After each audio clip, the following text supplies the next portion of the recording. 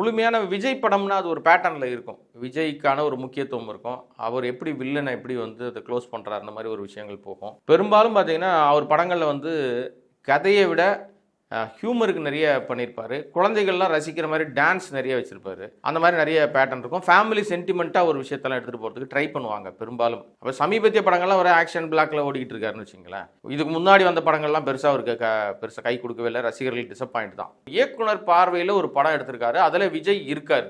அப்படி தான் நம்ம எடுத்துக்க முடியும். ஏன்னா இதில் பார்த்தீங்கன்னா உங்களுக்கு வந்து பிரபுதேவா இருக்காரு, பிரசாந்த் இருக்காரு, அஜ்மல் இருக்காரு, இன்னும் பலர் வந்து உள்ளுக்குள்ளே இருக்காங்க. பலரே இல்லைனாலும் ஏஐ டெக்னாலஜி அந்த விஷயங்களில் விஜயகாந்த் உள்ளே வராரு.